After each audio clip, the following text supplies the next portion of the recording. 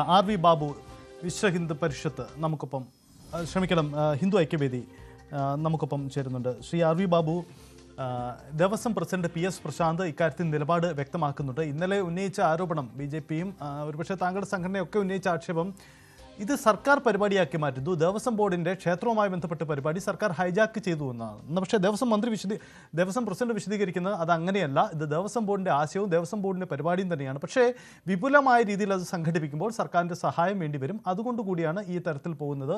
ബന്ധപ്പെട്ട എല്ലാവരെയും പങ്കെടുപ്പിച്ച് തന്നെയാണ് മുന്നോട്ട് പോകുന്നത്. അതിനപ്പുറം ആക്ഷേപങ്ങളെല്ലാം അദ്ദേഹം തള്ളിക്കളയുകയാണ്. നിങ്ങളത് വിശ്വാസത്തിലെടുക്കുന്നുണ്ടോ? ദേവസ്വം ബോർഡ് പ്രസിഡന്റിന്റെ ആ പ്രസ്താവന ഒട്ടും വിശ്വാസയോഗ്യമല്ല. കാരണം അയ്യപ്പ സംഗമത്തെക്കുറിച്ചുള്ള കാര്യങ്ങൾ പൊതുസമൂഹത്തോട് പറഞ്ഞതും അത് നടത്തുന്നതിനെ സംബന്ധിച്ച് തയ്യാറെടുപ്പുകൾ നടത്തുന്നു, അതുപോലുള്ള കാര്യങ്ങൾ മുഴുവൻ പബ്ലിക്കിനോട് വെളിപ്പെടുത്തിയത് ദേവസ്വം മന്ത്രിയാണ്. ഇപ്പൊ ദേവസ്വം മന്ത്രിയാണ് പ്രഖ്യാപിച്ചത് ഗ്ലോബൽ അയ്യപ്പ സംഗമം നടത്താൻ പോകുന്നു എന്നുള്ള കാര്യം.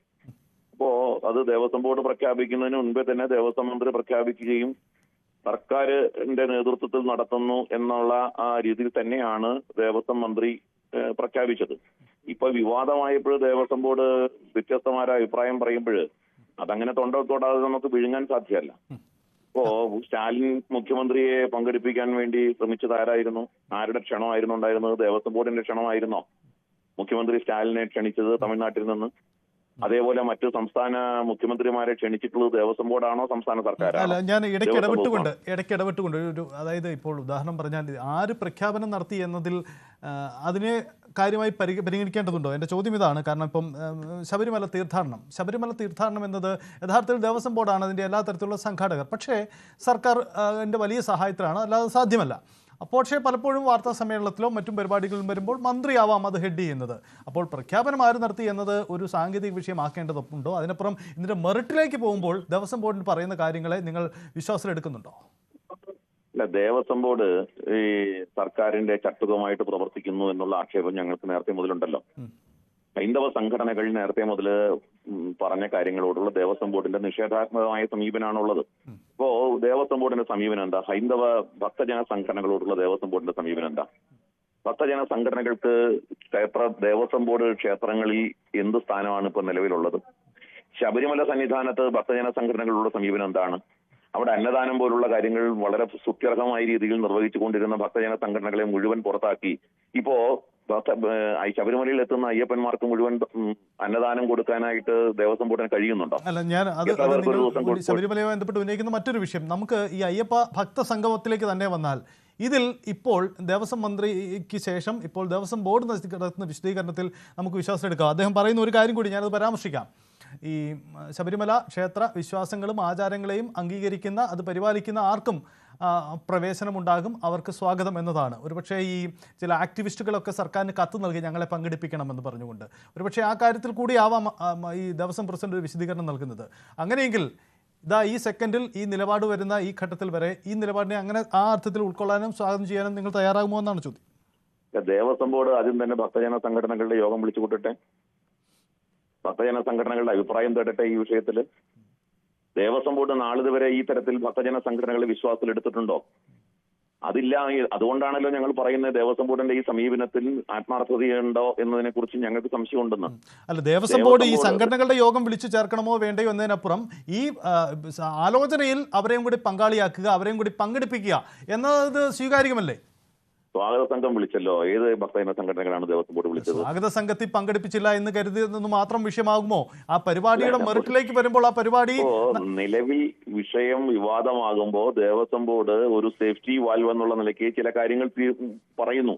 അതിനപ്പുറത്തേക്ക് ദേവസ്വം ബോർഡിന് ഈ കാര്യത്തിന്റെ ആത്മാർത്ഥത എന്താണ് എന്ന് അതുകൊണ്ടാണ് ഞാൻ പറഞ്ഞത് ഭക്തജന സംഘടനകളെ നാളിതുവരെ ഏതെങ്കിലും തരത്തിൽ ഏതെങ്കിലും വിഷയത്തിൽ ദേവസ്വം ബോർഡ് വിശ്വാസം എടുത്തിട്ടുണ്ടോ എന്ന് ഞാൻ ചോദിച്ചത്. നമുക്ക് മുന്നനുഭവങ്ങളുടെ അടിസ്ഥാനത്തിലല്ലേ ഒരു വിഷയത്തെ കാണാൻ. അതായത് നിങ്ങൾ ഇപ്പോഴും എടുക്കുന്ന നിലപാട് ഈ പറയുന്ന ഒരു വെള്ളപൂശൽ മാത്രമാണ്, അതിനപ്പുറം മൂടി വെച്ചിരിക്കുന്ന മറ്റു ചില യാഥാർത്ഥ്യങ്ങളുണ്ട്, അത് വേറെ ചില ലക്ഷ്യങ്ങൾ കൂടെ തന്നെയാണ്, അങ്ങനെ തന്നെയാണ് ഇപ്പോഴും. ഈ ദേവസ്വം ബോർഡ് ആത്മാർത്ഥമായിട്ടാണ് ഈ വിഷയത്തെ സമീപിക്കുന്നതെങ്കിൽ ഹൈന്ദവ സംഘടനകൾക്ക് വിശ്വാസികളുടെ പ്രസ്ഥാനങ്ങൾക്ക് ഭക്തജന സംഘടനകൾ ഉന്നയിച്ചിട്ടുള്ള ഒരുപാട് കൺസേൺസ് ഉണ്ട്. ആ കൺസേൺസ് ദേവസ്വം ബോർഡ് ചർച്ച ചെയ്യണ്ടേ, അവരുമായിട്ട് ആലോചിക്കണ്ടേ?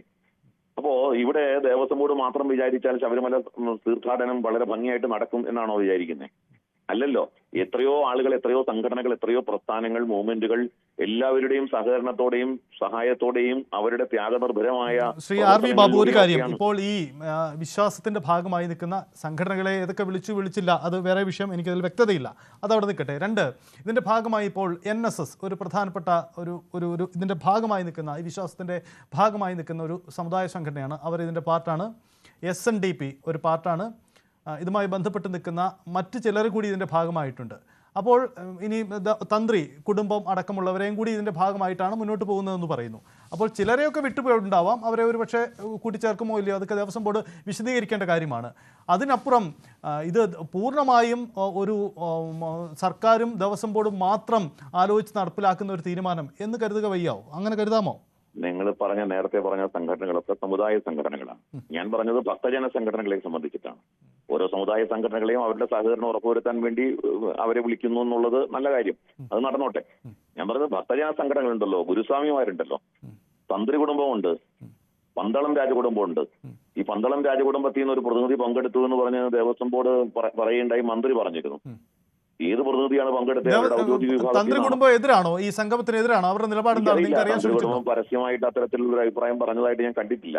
നിങ്ങൾ ബന്ധപ്പെട്ടിരുന്നോ ഈ വിഷയത്തിൽ? അവരുടെ നിലപാട് എന്താണെന്ന് അറിഞ്ഞിരുന്നോ? ഇല്ലില്ല, ഞാൻ ബന്ധപ്പെട്ടിട്ടില്ല. മറ്റാരെങ്കിലും ബന്ധപ്പെട്ടിട്ടുണ്ടോ എന്ന് എനിക്ക് അറിഞ്ഞുകൂടാ. ഏതായാലും ഈ വിഷയത്തിൽ ഹിന്ദു ഐക്യവേദി വളരെ കൃത്യമായിട്ട് പറയുന്നത്, ദേവസ്വം ബോർഡ് അതിന്റെ ഇത് ഭംഗിയായിട്ട് നടക്കണമെങ്കിൽ, അല്ലെങ്കിൽ അതിനോട് ആത്മാർത്ഥത ഉണ്ട് എന്നുണ്ടെങ്കിൽ, മറ്റ് വിവിധ ഭക്തജന സംഘടനകളെ അവരെയും കൂടി വിശ്വാസം. താങ്കൾ ഉദ്ദേശിക്കുന്ന ഈ ഭക്തജന സംഘടനകൾ ഏതൊക്കെയാണോ ഒന്ന് വ്യക്തമാക്കാമോ?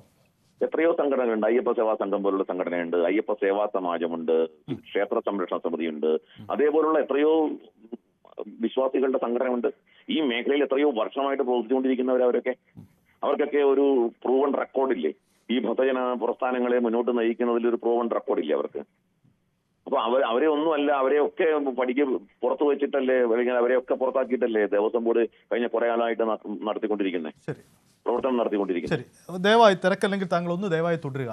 രാഹുൽ ഈശ്വർ കൂടിയുണ്ട്. രാഹുൽ ഈശ്വർ, ഇന്നലെ നമ്മൾ സംസാരിച്ചാണ് വിഷയം. ഇന്ന് PS പ്രശാന്ത് ദേവസ്വം പ്രസിഡന്റ് വ്യക്തമാക്കുന്നു, ഒരു വിവാദത്തിൻ്റെ അടിസ്ഥാനമില്ല, ഇത് ദേവസ്വം ബോർഡിൻ്റെ തന്നെ ആശയമായിരുന്നു, സർക്കാരുമായി കൂടിയാലോചിച്ചു, വിപുലമായൊരു പദ്ധതി ആയതുകൊണ്ട് സർക്കാരിൻ്റെ സഹായം ആവശ്യമാണ്, അതുകൊണ്ടാണ് അങ്ങനെ പോയത്. മന്ത്രി പ്രഖ്യാപനമൊക്കെ നടത്തിയത് പിന്നീട് അതിൻ്റെ വഴികളിലാണ് എന്ന് വിശദീകരിക്കുന്നു. ബന്ധപ്പെട്ട് നിൽക്കുന്ന എല്ലാവരെയും പങ്കെടുപ്പിക്കുന്നു എന്ന് പറയുന്നു, ഒരു വിവാദത്തിനും അടിസ്ഥാനമില്ല എന്ന് പറയുന്നു, ആചാര സംരക്ഷണത്തിൻ്റെ ഭാഗമായി നിൽക്കുന്ന എല്ലാവരും ഇതിൻ്റെ പാർട്ടായിരിക്കും എന്നുകൂടി അദ്ദേഹം വിശദീകരിക്കുന്നുണ്ട്. ദേവസ്വം പ്രസിഡന്റ് ഈ വിശദീകരണം തൃപ്തികരമാണോ? നിങ്ങൾ അങ്ങനെ കരുതുന്നുണ്ടോ? രണ്ട് കാര്യങ്ങളാണ് ഇതിലുള്ളത്. സത്യസന്ധമായിട്ട് പറയാം, ഞാനൊരു ഹിന്ദുത്വവാദി അല്ല. ഹിന്ദുത്വവാദികളെ എതിർക്കുന്ന ഒരു വ്യക്തിയാണ്, അവരുമായി സ്ഥിരം ഫൈറ്റ് ചെയ്യുന്ന വ്യക്തിയാണ് വാവരുടെ അടക്കമുള്ള വിഷയങ്ങളിൽ. പക്ഷേ കുമ്മനം ചേട്ടൻ ഇല്ലാതെ എന്ത് അയ്യപ്പ സംഗമം നടത്താനാണ്? ഞാനത് അദ്ദേഹത്തോടുള്ള വ്യക്തിപരമായ ഇഷ്ടം കാരണം പറയുന്നതല്ല. കഴിഞ്ഞ 40-50 വർഷങ്ങളായി നമ്മുടെ പൊതുമണ്ഡലത്തിൽ അയ്യപ്പസ്വാമിക്ക് വേണ്ടി ഏറ്റവും വലിയ പോരാട്ടം നടത്തുന്ന ശ്രീ കുമ്മനം ചേട്ടനെ പോലുള്ള ആൾക്കാർ സംഘത്തിൽ, ഞാൻ ചോദിക്കുന്നത് ഈ കുമ്മനം രാജശേഖരനെ വിളിക്കാത്തത് മാത്രമാണോ ഇതിന്റെ ഒരു പ്രശ്നമായി താങ്കൾ തോന്നുന്നത്? ഞാൻ പറയുന്നത് അതിന്റെ ഒരു സൊല്യൂഷനാണ്. അതിന്റെ സൊല്യൂഷൻ എന്ന് പറഞ്ഞാൽ കുമ്മനം ചേട്ടൻ ഒരാളെ വിളിക്കണം എന്നതിന് വേണ്ടിയിട്ട് അവർ ചെയ്യുന്നു എന്നല്ല, പകരം RSSന്റെയും സംഘപരിവാർ സംഘടനകളുടെയും റെപ്രസെന്റേഷൻ അവിടെ ഉറപ്പാക്കണം. അതായത് NSS ഓൾറെഡി ഉണ്ട്, സംഗീത് കുമാർ സാറിനെ പോലെ സീനിയർ ഒരാൾ വന്നു, SNDP ഉണ്ട്, പന്തളം റോയൽ ഫാമിലി നാളെ വന്നു എന്നാണ് ജിനേഷ് കുമാർ MLA ഒക്കെ പറയുന്നത്, മലയേറിയമാരെയും പിന്നോക്ക വിഭാഗങ്ങളെയും വിളിച്ചു എന്ന് പറയുന്നുണ്ട്. അപ്പോൾ വേറെ ആരാ പ്രമുഖ സംഘടന? നമ്മുടെ മാതാ അമൃതാനന്ദമയി ദേവിയുടെ സംഘടനയുണ്ട്, ശ്രീ രവിശങ്കർജിയുടെ ഇടയ്ക്ക് കുറേയധികം സേവനം അവർ ചെയ്തിട്ടുണ്ടായിരുന്നു. അയ്യപ്പ സേവാ സംഘമുണ്ട്, പേര് സംഘം എന്നാണെങ്കിൽ അവർക്ക് കോൺഗ്രസ് ചായവാണ് കൂടുതൽ. അയ്യപ്പ സേവാ സമാജമാണ് RSSനോട് ചേർന്ന് നിൽക്കുന്നത്. അപ്പം കുമ്മനം ചേട്ടനെ അടക്കം അവിടെ വിളിക്കുകയും ഇൻക്ലൂസീവായി പോവുകയും ചെയ്യണം.